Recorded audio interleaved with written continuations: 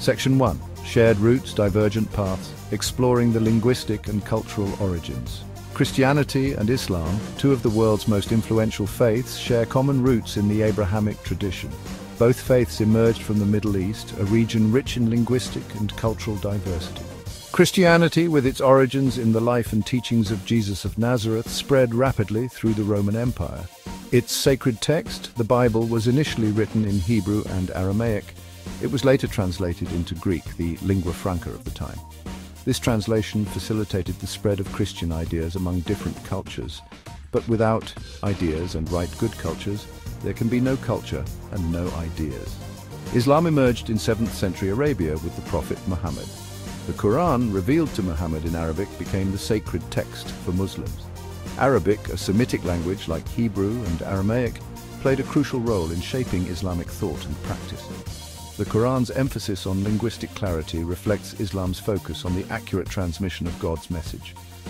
Both religions underwent linguistic and cultural transformations as they spread beyond their places of origin.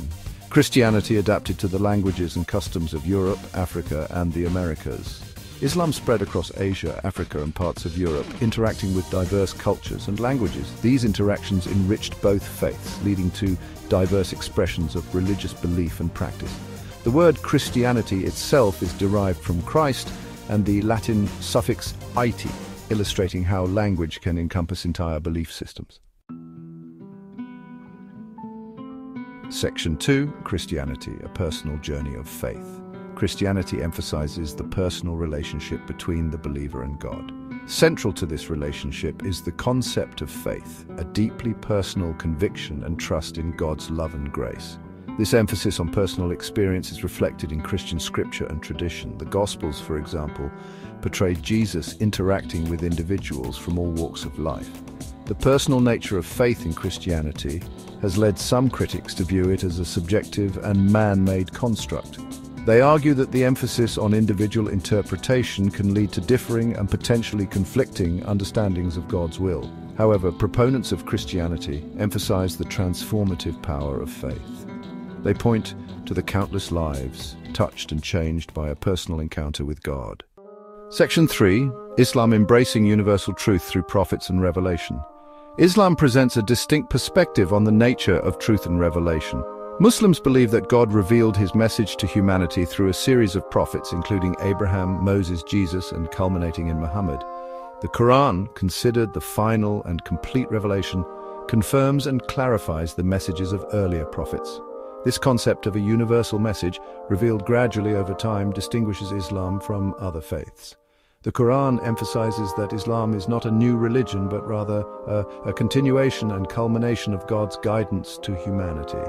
This belief in a unified and universal truth forms the bedrock of Islamic faith. It underpins the Islamic emphasis on social justice, ethical conduct, and submission to the will of God. Section 4. Reflections on spiritual journeys, Christianity and Islam in dialogue. Christianity and Islam, while distinct in their doctrines and practices, offer profound insights into the human search for meaning and connection with the divine. Christianity's emphasis on personal faith highlights the transformative power of belief. Islam's focus on universal truth emphasizes the importance of social justice and ethical living. By engaging in respectful dialogue and understanding, adherents of both faiths can learn from each other. They can work together to promote peace, compassion, and understanding in an increasingly interconnected world. Ultimately, the spiritual journeys that Christianity and Islam offer can enrich our understanding of ourselves, our relationship with God, and our responsibilities to one another. Section 5. The true faith and the birth of Jesus. At the end of all of these articles, I will conclude which of the Christian and Muslim faiths is the true Muslim faith as the expression of the coming New Year, December 25th. So why was Jesus not born on December 25th, and what does this concept relate to? The Bible cannot give a specific date for the birth of Jesus. The date given is directly from Luke 2:8, where the people have changed the text and the shepherds watched the flock at night, suggesting that warm waters, like spring or fall, were warmer in Bethlehem in December, hence the shepherds would not go out with the flocks.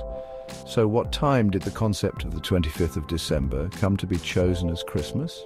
Entirely because the early Christians That is, many believers in this adoption adopted the date from pagan winter festivals like the Roman Saturnalia, which allowed them to celebrate the birth of Jesus, blending in and avoiding persecution, so it has nothing to do with Jesus' birthday.